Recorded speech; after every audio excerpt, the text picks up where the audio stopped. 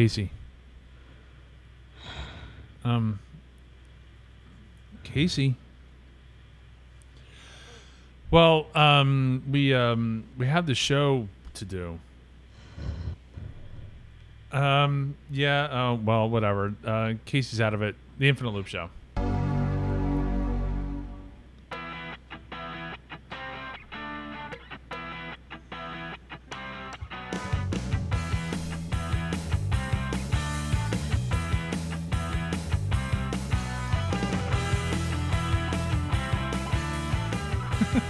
Hello, welcome to the Infinite Loop Show, episode number 41, Halloween edition. I am Michael. I have no power gains. I'm Casey, zombie, Coughlin. I have power. I have nothing quippy to say to that. I don't know. If you're not watching the live video stream or the video, Casey has this amazing zombie makeup on. It's getting less amazing by the minute, really. You had to take some of it off so that you can drink. It's literally like crackling and peeling and coming off, and my fake skin is, pulling back, and it's literally decaying over time. You've had that on all day, haven't you? Yeah, since 7 o'clock this morning. So. Well, it's pretty badass, I must say. I'd be scared. Thank you for just winging it, and I've never done this before. I'd have no experience in makeup at all. I can barely do normal makeup. Zombie with a pompadour. Oh, always with the pompadour, please. All right, let's get to the news. And I got to turn the volume up. You think that might be working?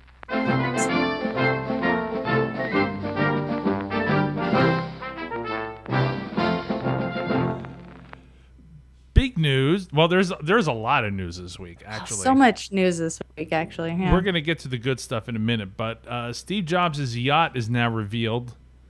Finally. Not quite what I expected. It is and it isn't, I mean, if you went by the design of the stores and how they're going, I'm really not that surprised.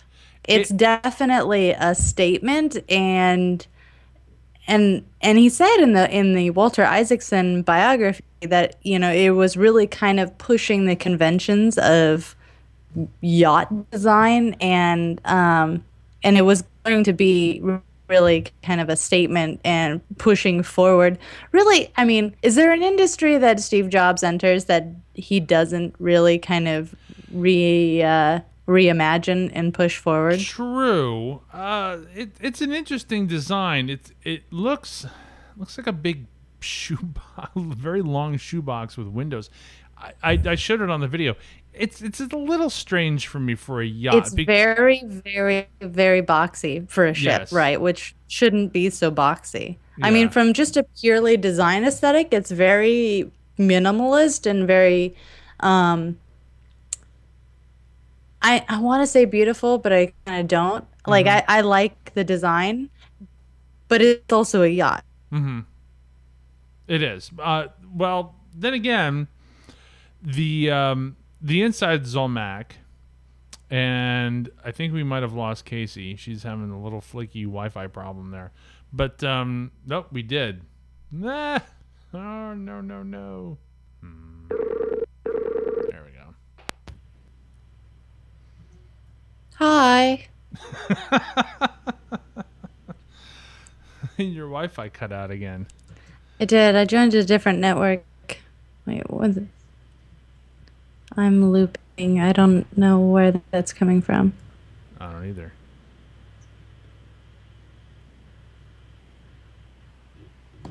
Shoot. What is that? What? I hear two of me and...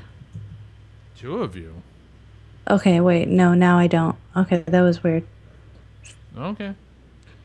Are we back to talking about the yacht? Yeah, I don't know where I cut off. Well, I was saying how boxy it looks, and you were saying it looks boxy.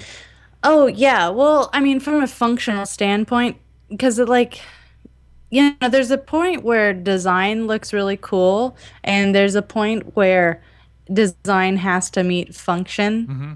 you can't design some things like cars and boats and planes and trains. They can't just be designed for aesthetics. They have to have some function built in. There's aerodynamics, there's things to take Exactly. into consideration. And so whereas if this was just a building or a house, it would look really cool and beautiful and I would be like, awesome. But then you're like, oh yeah, this is a boat. So about that, It looks like a very long shoebox with windows, and it's just a very long white box that comes to a point, and I'm just not very impressed with it from an aesthetics point of view, but from a boat. Yeah, you're right. As a house, that thing would look amazing. yeah, A boat, not so much. yeah, So everybody's all up in arms about that, but for yeah, me, how ugly it is. Oh, yeah. Steve Jobs made an ugly thing. Look, brah. I'm like, well, he didn't really make an ugly thing. And if you look, they have pictures of I want to call it the cockpit, but that's Yeah. not correct for a The yacht. the bridge. The bridge, thank you. It's like 6 IMAX. Yeah. That's awesome. Yeah, with Okay, just navigation. forget it. That is awesome. But again, it's a boat, so it's not like he made, something ugly. It was like he was striving to do something and then forgot he was also making a boat. I want 6 IMAX here. I think that would be sweet. Yeah, I have my own bridge going on, and then a captain's chair. You can get that on Think Geek, I think. Oh, that's right. You can. Speaking of The which, inflatable. Oh, yeah, yeah. What's going yeah, on? Geek? speaking of which, Think Geek, we now have Think Geek as a sponsor. Would this be the right time to talk about that a little bit? Sure, why not? I just threw out the perfect segue. I added the Think Geek ads to the site, the Nexicon.com. That's where the InfiniteLoopShow.com points to. And so if you want to support the show, we have ads there for Think Geek. And we also have another thing I added earlier today was for Squarespace. Oh, are they back up? Yes. Or Well, I don't know if they're they were back up. really down. Yeah. Well, I put the ads up. But Squarespace, Okay. if you don't know what Squarespace is, the easiest way to start a website, I think, ever, other than typing in bracket H1 hello and H1 bracket. But that's not very exciting. So You're really showing your inability to. what? I'm just. Oh yeah, I could do the head title HTML. I know all that. I've been writing. I don't code know. For a I don't. long I don't time. have faith in your coding ability. You You better don't get think on so? Squarespace because you know what? You don't need to know HTML. You don't need to know CSS. If you get on Squarespace, they do the hosting. They do everything. It's a CMS. So you're just looking at drop downs and you choose colors and layout, and you don't have to know any of that. That's right. You don't even need a credit card for the first 2 weeks. It's totally free. Put that credit card away. Don't use it. They don't want you to Nope. use it. They Just want you go to to try our it. site and then go to their site, and then your dreams will become true. You can make your own site. You can Indeed. make. I want to see a site. This would be neat. I want to see a site take pictures of Casey and turn her into a zombie. Oh wait, Well, you've already got one. Hello, I've done the hard work for you already. It's not shopped. Believe it or not. CaseyIsAzombie.com. That's Squarespace.com. That's course. Indeed, indeed. So yeah, go to the Nexicon.com. The Squarespace ad is on the right-hand side. Click that. Start up your own new website. We want to see what you're making with it. For sure. Yeah. Yeah. All right. So this is the big news. A few weeks ago, Apple stock was over 700. Now it's around 590. What the hell happened? Well, their stock kind of dropped after the iPad Mini announcement, which is totally typical of new hardware and just new announcements overall. Like ramping up to the announcement, all the rumors, all the hype ramping up, that drives their stock up like crazy. Yeah. And then once they actually have the keynote, which you think would just out of the ceiling, that is what kills it. And then almost every time you see a little or maybe a slightly bigger dip in their stock price. But it happens every time, like clockwork. And but this time, I think the next, news article probably contributed to this a little bit more too. So Tim Cook emailed the employees, Apple employees, and basically said this: Scott Forstall, who was the driving force behind OS 10 iOS, is now going to be leaving next year. We don't know exactly when, do we? I mean, next year could be January 1st. They keep saying that he's what did they say? They say he's leaving Apple, but he's going to stay on as an advisor to Tim Cook for the next year. Yeah. Now, that sounds like a year from today. It does. But I'm pretty sure it's just through the end of this year. So next year can be January 2013, not October 2013. Right. So essentially what's going to happen is that Scott Forstall, as Casey said, is going to be an advisor to Tim Cook. Jonny Ive is going to be overseeing software. Now, what that means at this point, we really don't know, because he's really been working on the hardware side. So now he's going to be working on hardware and software. Both. Right. It's not like he's just moving from one to the other. He gets both. He gets full creative control of pretty much everything now.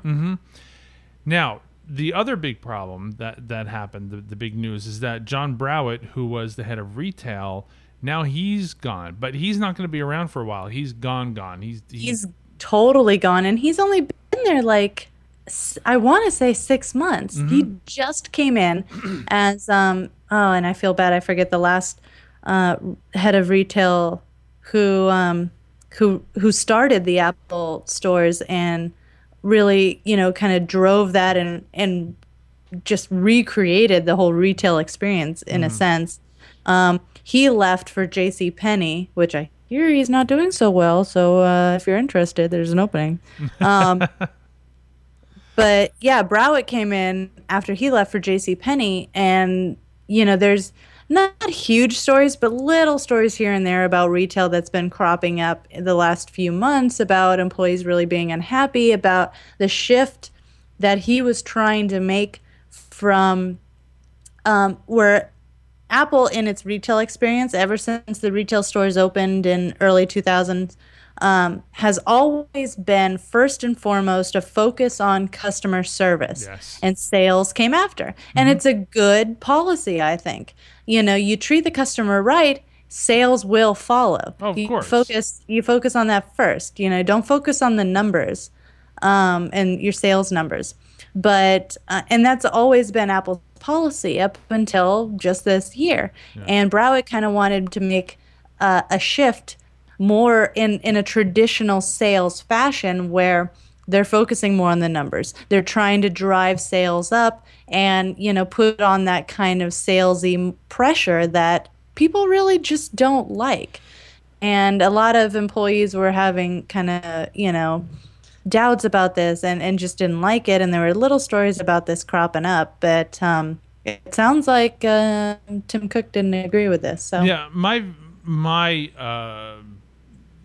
what I got from the Apple retail stores is that they were going to be different than other retail stores, like you said, in the sense that customer service is going to be far more important than sales. They make their sales. They make them online. They make them offline. They make money. They don't need to push. Let's say Best Buy does, or something. They need to make people happy.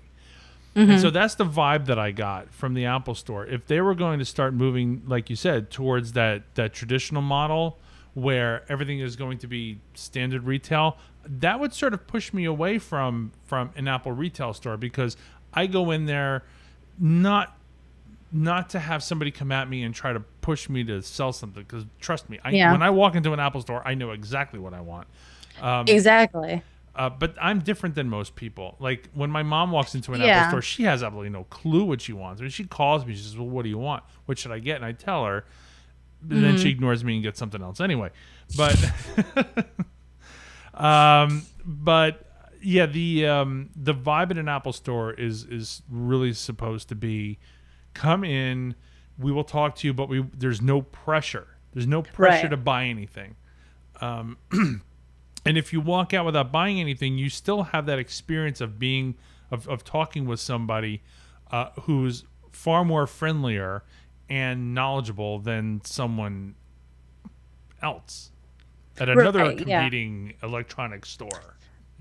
Yeah, I think a lot of people, when they go into an Apple store, I feel like half the time they've already made up their minds, you Hmm. know. But maybe I'm wrong in that. And um, two, I just forgot. Um, See, it's the zombie makeup. it is. It's affecting my memory. Oh my God, I really just forgot my I point. know, I Okay, hate when never that mind. happens. But anyway, Okay.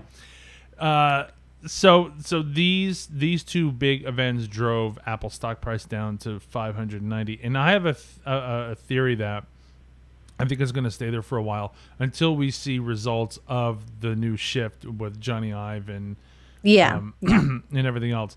Now, Tim Cook is going to Tim Cook's got the responsibilities of retail now, doesn't he? Right. So since Browett is out, he's Hmm. not staying on like Forstall as an advisor. He is done and gone and packed up and leaving. They haven't filled the position yet. And so everybody that was reporting to Browett before is now reporting directly to Tim Cook. Okay, so who do I send my resume to? Tim Cook, or Scott Forstall, I guess, in a few I don't months. know. I'm Who knows what he'll kidding. be doing. He cashed out a pretty penny with Apple stock, Yeah, so he did. he could be doing anything. And then the third kind of shocker in this story, well, not really a shocker, but still news overall, is Bob Mansfield, who a lot of people really love. Hmm. He was going to go into retirement this year, I believe the end of this year, but he agreed to stay on for 2 more years. Hmm. Good. Good. So I thought yeah, that he did a great he's job. one of the originals, and um, yeah, I mean, people know him. He's up there with the Scott Forstalls and Jonny Ives and everything. He's been around just as long. For a while. Now, the reason why Scott Forstall got canned, is this a rumor or is this a fact at this point about maps and The maps, well, I guess everything right now is a rumor. We don't have anybody from inside of Apple, saying anything or confirming anything, and we may never get that. But a lot of stories and hearsay are circling that. Well, it's been kind of the contingency for a long time that Scott Forstall has always been kind of the mini Steve Jobs. Steve brought Scott over to Apple when Steve came back to Apple in '98 and brought Scott from Next yeah. with him. Steve kind of trained him up, in his likeness essentially, and you can see it in his keynotes and everything that Scott Forstall does. He's very Jobsy in his presentation style and his managerial style, Sure. especially if you hear any of the stories from internally.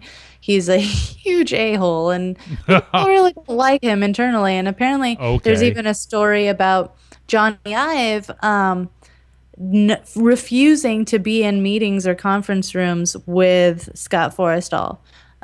So he wasn't really well liked, and he just kind of, forced his way. Again, a lot like Jobs. And in this last debacle with Maps, there was a lot of comparisons to AntennaGate and how Steve Jobs handled that, where, Steve kind of had the non-apology. He kind of apologized, but kind of didn't. But he also took all the blame. Nobody's heads rolled for that. In this Tim Cook Apple that we're seeing now, A, they put out a full apology. B, Scott Forstall, in a very Jobsian way, refused and thought that was wholly unnecessary and refused to sign the apology. So Tim Cook did in his place. And C, heads are going to roll for this. And it looks Yeah. like Scott's did. And I'm sure there's a lot more to this story because, I mean, for one thing, how did this thing get out? in the form that it was. Because look, I haven't had any problems with it. I don't use Maps very much, but when I do, I'm so used to Google Maps. Yeah. It worked when I used it, but I can see how people are missing a lot from it. And so I just don't understand how this got through the door. And then couple that with the rumors that Apple could have used Google Maps for another year. They were still under a contract for another year.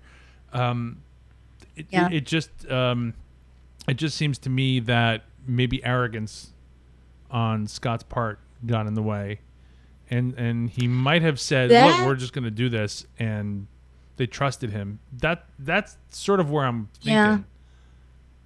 Yeah, I also heard something about this might have either been on Mac OS Ken or TNT, I forget which, but there was also a slight rumor of since Tim Cook is more of an operations guy, kind of driving that in more of an operations way, that where under Jobs, they didn't have like a hard and fast release date for new stuff. Right. You get it out as soon as you can, obviously, but if it's not ready, then it's not going out. Whereas a traditional kind of operations and sales manufacturing schedule is like, you're on a schedule, here's the deadline. If it's not ready by then tough shit, it's going out. I see. So you're thinking that maybe the whole traditional retail under Browett, coupled with Forstall's maybe just was ego. the perfect storm. It was just a perfect storm for a disaster. That's entirely true. Mm-hmm. And I wonder what's going to come of it, because look, we all know that Google Maps is superior to Apple Maps at this point. It just is. We all know that. I'm not trying to sugarcoat it. It just is. Yeah, you can use maps.google.com, but what do you think would happen if they wound up going back to Google? Well, it would definitely be a huge admission of defeat, and and even more so, a huge admission of, we can't do shit. We give up. See, that's the thing, is that Apple usually doesn't have that attitude. They have the attitude that we are the best, exactly. we hire the best. And so they can't do that. They've made this stride. They've already pushed it out. Yeah. All they can do is keep going forward. Yeah. They don't have an option to go back. So I will Maybe bet you, they might be able to hire on, like, a small maps company, or bring somebody under their umbrella, but they can't go back to Google. They can't, turn back, and it would be too much of a defeat. It would totally be a defeat. Oh, please, all the Android fanboys would have a field day. Well, speaking of Android fanboys, moving on, Oh. because I think we've started talking. I'm going to move around now that we have a little nice segue here. The Nexus 4 is out. Yes. Now, I want to talk a little bit about the iPhone 4. Okay. When it came out, what happened? The Android fans got all up in our face about a couple of major points. One is that the battery is it's sealed inside the device, and you can't replace it. And the Android fans went nuts with this, saying, "Ha ha, Apple, you can't replace the battery. What happens when you want to replace the battery?" The other thing they made fun of about the iPhone 4 and the 4S, as a matter of fact, is that it didn't have LTE. Well, Nexus, the new Nexus phone, the Nexus 4, what do you know? It has a sealed battery and no LTE. Shut your mouth. I kid you not. To which I say, why? Wait a minute. Did the Nexus 3 not have... I thought the Nexus 3 had LTE. Am I wrong in that? This is what I'm... or does it have that sketchy HSBA plus? No, business? what I'm hearing is that the Nexus 4 is working on T-Mobile, and since T-Mobile doesn't have LTE, then that's that. Okay, fine. You have a Nexus 4 that runs on T-Mobile. I understand that they don't have LTE. Yeah, that's I understand HSBA where the plus. hell is the LTE version for the people that want it? You can't. If they're running on that band, then LTE is on the CDMA band. HSBA Plus is the GSM, which Yeah. was AT&T and is T-Mobile. They're different spectrums, Yeah. but they're still, on those codecs. So, T-Mobile has much. I want to say it has faster HSBA Plus than AT&T did, with the 4 and 4S. Right. But now AT&T has LTE and Verizon has LTE, and the iPhone comes in both flavors. So, but if this Nexus is just on T-Mobile, then you have no choice because T-Mobile only has the one flavor. Yeah. So that's what you're getting. My point to this whole thing is now who's laughing at who? Now, how are the Android fans going to spin this? That their I don't want flagship... to. I really don't want to even start this. I'm just mentioning it only because I think it's funny. You already have a hurricane to deal with. Do you really want a second one? No, I don't. I don't think so. I don't. Okay. Well, then let's move on to something a little more illuminating. I love it. Go ahead. You can do this one. All right. So Philips is launching light bulbs. Not a big deal there. They have light bulbs they sell already. These are new LED light bulbs that will A, be sold exclusively in Apple stores, and B, can be controlled, or they can be plugged into your home network, I believe, and controlled with an app to change their color on the fly. And the best part of this, it's not like just got like a set width of like spectrum colors that you can roll a slider over and choose a color. You can actually upload an image or something and color match something you just found, and it will do it. It's amazing. I looked at this and I thought this was amazing. Now, this is not the first time that there has been an iPhone or an iOS controlled light before, and I can't remember the name of the other one, but this is far, far more impressive. And the Apple Store actually sells currently these like plugs that are like Wi-Fi controlled that you can plug into the wall to plug in like lamps or whatever, anything that you plug into a wall, you plug into these special plugs that the Apple Store has. But I don't think these are exclusive to the Apple Store. And same kind of deal, you can control whatever's plugged into them with an app. I love this. Yeah. We're moving more and more towards like household stuff between this and the Nest, and you're kind of thinking that futuristic home where you can control everything with something as simple as your smartphone. So whether you're home or not at home, you can have control over your household stuff. Sure. But B, it's awesome, and I love all of this stuff. I love the whole, for so long, like we've kind of had technology for like this for a few years now, but the whole connected home idea has been so astronomically expensive, and you've got to build your own server to kind of power and push things. But now, like, you just go into an Apple store and get like a plug or a bulb, and it's done, and it's cool, and it's like, awesome. These bulbs, they're still a little bit expensive. I think it's like what, 100 or 200 for a bulb. No, wait a minute. I gotta look that up because I was pretty sure that the bulbs were 60. I thought it was 200 for the starter set. Oh, and maybe that's what I'm. Okay, so you look that up. I just want to talk a little bit about what I've got here in the house. I'm not gonna move the camera, but I had this room redone. If anybody's been watching videos of what I've been doing for the last few years, you know that I used to have this fugly paneling on the walls. And one of the things that I had replaced were I have this light, which I'm using today because we have a power outage, actually. I'm running off a generator because of Hurricane Sandy. But I had these LED lights put into the ceiling, and they run about $40 each.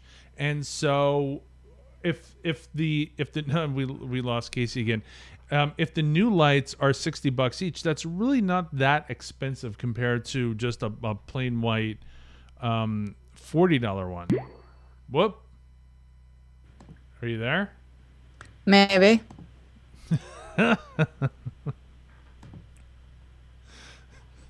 Yeah. So, I was just rambling for the video, which I don't know if I'm going to be able to edit. Oh, that was a good discussion, Mike. Yeah, So, well, no, I'll let. Okay, so, all right, so the starter set will sell for $199, and yeah, the individual bulbs for yeah. $60. So the starter set includes 3 bulbs and a bridge. I'm not sure what the bridge is, unless that's the actual connection kit or method that the app controls the bulbs Yeah, by. But yeah, so additional bulbs are $60. Not a big deal, and definitely a not a huge cost overall. I mean, if you're an early adopter and if you're cool, passionate, and keeping up with technology and fun gadgets, then that's not a big deal at all. right. I agree. I love this. You know, well, I say I hate when I say it because I say that too much.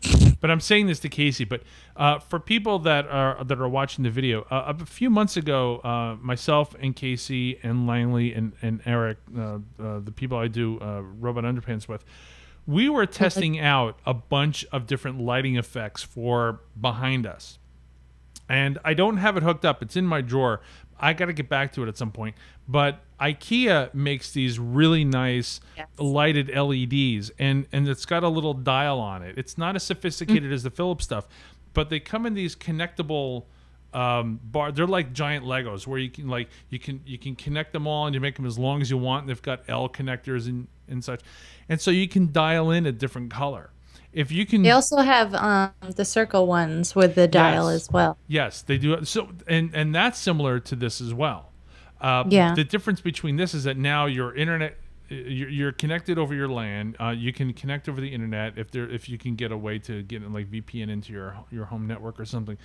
But now what we can do is we can fine tune the colors, and so Yeah. if I wind up going to watch football with Lindy and from Warcast, we go to this place every Sunday, and there's an Apple store there. So I'm going to see if this is there because Cool, I want to give this a shot. It's $200, but I want to give this a shot, and I could put a light like right behind me, like behind the PC here, and then maybe. And really, like LED lights, they last, I don't even know how long, like I don't know. years.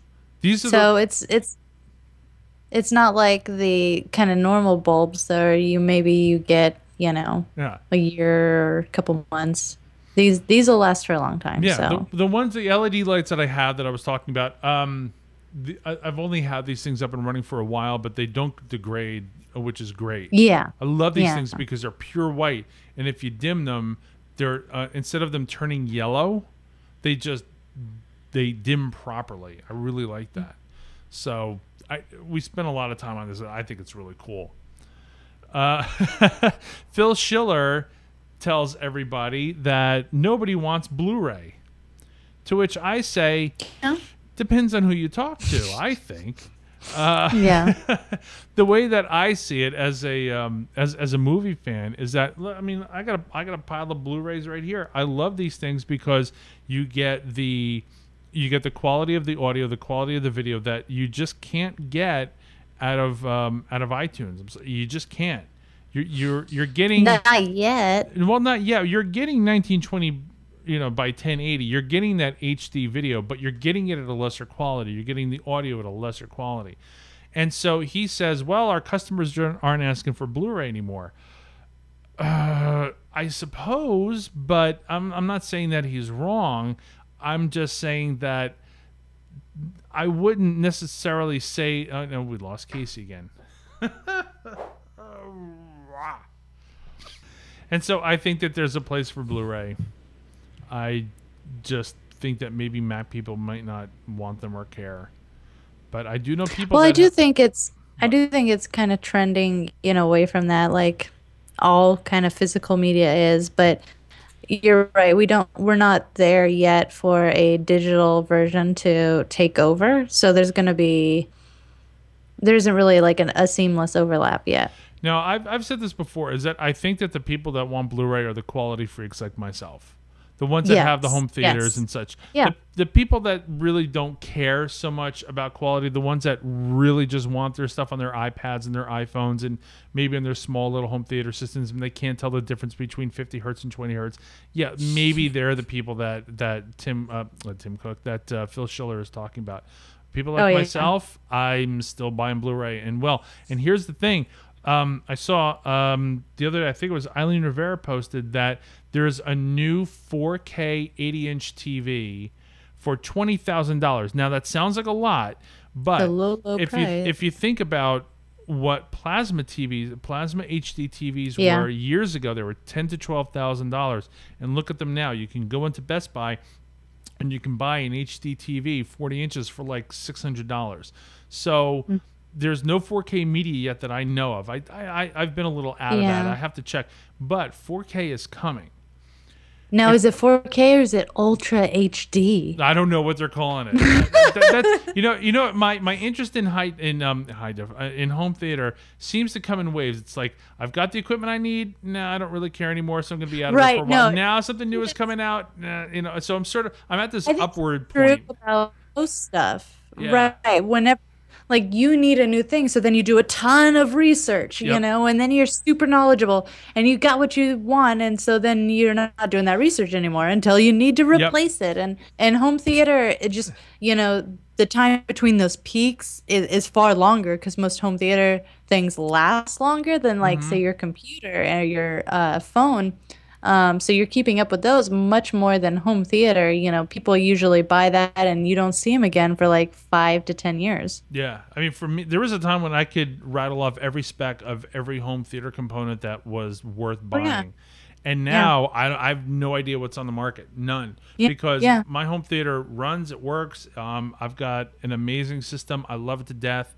And but now it's at the point where I'm going, the price of a 3D projector is actually $2,000 less than what I paid for the projector I've got now years ago.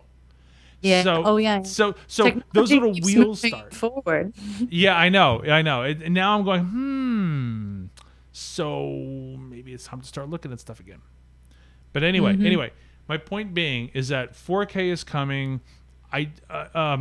Specifically, the reason why I wanted to bring up 4K is because at this point right now, there are some people out there that have bandwidth caps from their ISP. And so if they download a true Blu-ray movie, the Blu-ray quality, they're going to run out of their bandwidth cap. Same thing with gamers. Some gamers are going to run out of their bandwidth cap if they download stuff from like, you know, big games like from Steam. Is that there's only so much bandwidth that they can handle. Now, people like myself, I'm on Fios, I don't have that problem. But my point being is that with 4K, let's say hypothetically, 4K comes within 3 to 5 years.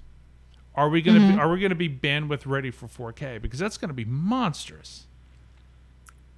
I think so. I think if anything, like they smartphones and tablets, like we have way more tablets now than we even did 2 years ago. Sure. They're going to push that infrastructure forward faster than anything. Yep. All right, let's move on to rapid fire. As soon as this thing reconnects, I guess I'm just going to have to do it manually.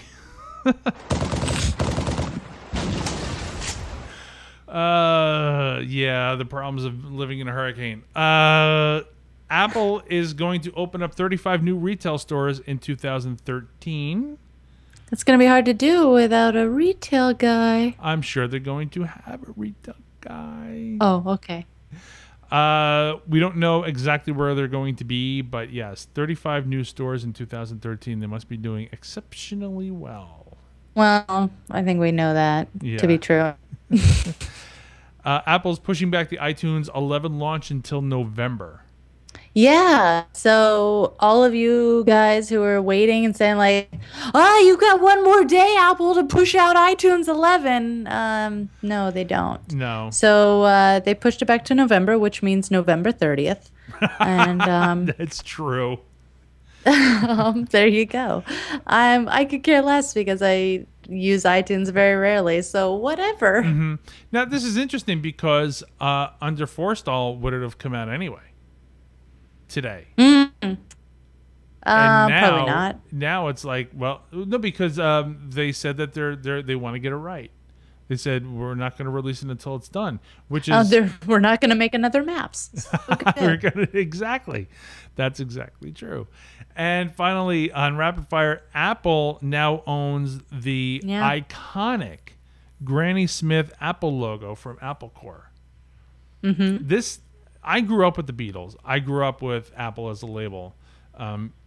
For me, for Apple to own this means, at least for one thing, that it's in the right hands. I think. I hope that they treat Apple and the Beatles right. It's this whole thing was part of a deal that This Apple was had with like the Apple. longest running, I believe, the longest running trademark copyright dispute ever, or Yeah, close to it. yeah. I mean, they've been fighting this forever, and it was really kind of unclear how long this was ever going to go on. But yeah, Apple finally, and I mean, really at this point, who's got, more resources, clearly, to keep fighting this. So, Well, remember, our Apple, was originally sued by Apple Corps because of the fact that Apple was not supposed to have any music-related hardware. yes, And they then, struck a deal early on because of the name. And so the whole trademark dispute, it's you only have a problem if with the same name. Like companies can have the same name, but if they're in wholly different markets and you don't confuse one for the other, then you're usually cool. And that's kind of where the Beatles and Apple left it years ago, where, one was a music label and one was a computer company. And so they're kind of like, well, people aren't going to confuse the two. So, right. we'll just leave it at that. And then iTunes and the iPod came along, and this whole thing really flared up. Yep. And who won? Apple Well, Incorporated. yeah. All right, let's move on to apps. Casey, what do you have for us today? So I've been looking, and I keep hearing about this app from developers, and I looked at it a while back and didn't think it was terribly impressive. I've always used Dreamweaver for my web development and most of my coding. Um, the app is called Coda, and they have a revision out. It's called Coda 2. I don't know how long ago they came out with that, but it is entirely different than what the last time I looked at it. It's available on the App Store now for the Mac App Store. I don't think they have a iOS version. I believe it's only for the Mac right now, since it's a you know extensive development tool for coding HTML, CSS, JavaScript, jQuery, Ajax, any of those web languages. Yep. And it's got a nice hookup to any server that you usually would FTP up to. The reason why I downloaded this, was a friend of mine was prodding me and saying that he really enjoyed it, so I thought I would give it another look. It's $80, so it's not something you just get on a whim. But it's really got that Mac app feel that I love. Nice. Mac apps kind of, they have that look and that feel, and that are like the apps that Apple makes, where there's thumbnails and it's beautiful and it's just well designed and it runs well. And Coda is that app. Like I said, look I've at always this. used Dreamweaver for my development. Yeah. Because I like the code hinting, I like the pop-ups and some of the inserts that they give you. One thing I've never ever liked about Dreamweaver, and really never ever used, was the server hookup aspect to it. Where Dreamweaver has had this for years, where they'll sync up to your remote server and FTP your files just through Dreamweaver, so you don't need a standalone client. I've always used a standalone FTP client because Dreamweaver's it's a pain in the ass, and I don't want to set it up, and it hardly ever works, and it just doesn't sync well. Coda's I set it up once. The first try it hooked up. It's beautiful Hmm. and it keeps track of all of my changes and the hierarchy of where those files are on my remote server. So say I make changes to three different files and three different folders and subfolders on the remote server. Yeah. In Dreamweaver, even if I had everything working, I would still need to make three different uploads. Similar to, a standalone FTP client. In Coda, it keeps track on the side of all of those uploads. Nice. Every time you save a file, it's like, oh, one more upload you have to make. Save a file, one more upload. And so then when you're ready to actually publish, there's a little publish button on the side. One button, it files all those away on the remote server in their corresponding hierarchical file structure. You're good to go, and you can actually preview it live within Coda. It's beautiful. It has, code highlighting, code hinting. It automatically indents, and it I automatically like closes that. brackets when you make an opening bracket. Nice. It's fantastic, and for $80, you can kiss Dreamweaver and their licensing fees goodbye. All right, mine is an oldie but a goodie, and the reason why I'm bringing it up now is because I had forgotten that I had it and I needed it on my new Mac, on my new iMac. So it's called Toast. Now everybody might have heard of it. Who doesn't like toast? Who doesn't like Toast? Toast is an app that has been around for a long time, but it has sort of evolved into a bunch of different things. It now actually will burn a Blu-ray disc. Oh, If you have, hey. yes, yeah, if you have an external Blu-ray drive connected Yeah, to your it's gonna Mac, have to be external. it's gonna, yeah, exactly, it's gonna have to See be. previous discussion. But there is one thing. This is the reason why I installed it. Is it'll talk to your TiVo, meaning that it'll allow you to download files off your TiVo, and not only that, but it'll upload files to your TiVo. So you can, if you don't, What? yeah. So if you don't have an Apple TV or don't want one or something, you have a Wait, TiVo. wait. What? Who doesn't have an Apple TV? I know, really. But if you, So, well, I didn't. it's until 99 recently. bucks. If you don't have an Apple TV, just go fucking get it. It'll allow you to take files and upload them to your TiVo. And That's awesome. it's quite nice. So there are a lot of little things inside Toast. Now, on the downside, for me, in my opinion, it's quite expensive. It's like Huh. it's like $150. I think when Ooh. I bought it, it You was 100. win. You Yeah. beat me. When I first bought it, it was like $100, and now the upgrade is $100. I'm thinking, well, what the Oh. hell am I saving here? Jesus. Yeah, Yeah. you bought it once already. Because I have 10 and 11 is the current version, and I'm thinking Oh. 10 works. Do I really need Right. 11? Totally. So it's a little on the pricey side, but if you're a Now, TiVo is user, this just for burning or will it rip as well? I don't you hear know, say I've that. never used it for ripping. I have other apps that I use for ripping For because $100, I would think it would rip too. well, but- I don't think it'll rip Blu-ray because I don't know if they have the code in there to do that. But You know what's my favorite Mac app for ripping, and if this doesn't do it, would be a fabulous little companion app. What? Is iRip, and I think they're on iRip too. It's about $20 if you just go to their site. I think it's irip.com, but if you just Google search, it might be something else. I remember hearing about them. It's just like the most simple, again, very Mac app-ish, super simple. Does one thing and does it well. iRip, it says transfer songs from your iPod or iPhone to your Mac or PC. Now they have a movie, like a disc ripping. A Rip It. There it is. There it I is. thought it Rip was iRip. Maybe I'm wrong. I could think- have. Unless Maybe the company. Well, let me see. iRip, Little App Factory. Yeah, yeah. Okay. It's so, Rip It? Yeah, it's called Rip It. Oh, DVD maybe to they Mac was changed the zero. name because it used to. I swear it used to be iRip. I've never used this. I use Make MKV and then Handbrake. Yeah, Handbrake's really good for those kind of out there weirdo codecs that There are a lot of them. like FLAC or what's that O1 that's crazy, the open source one. I forget. If you Oh, need OGG. something, encoded in something weird that you don't see every day, Handbrake's fantastic for that. Okay. All right, I think we're done, and we have other things to do. Oh, yeah. It's Halloween. We have way too much to do tonight. We do.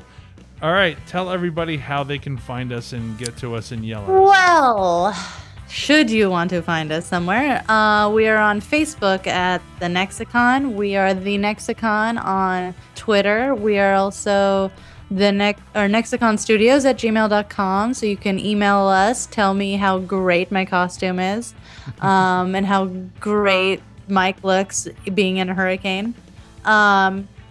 We are thenexaconstudios.com, the Nexicon on Google Plus, and infiniteloopshow.com. I think that's still up.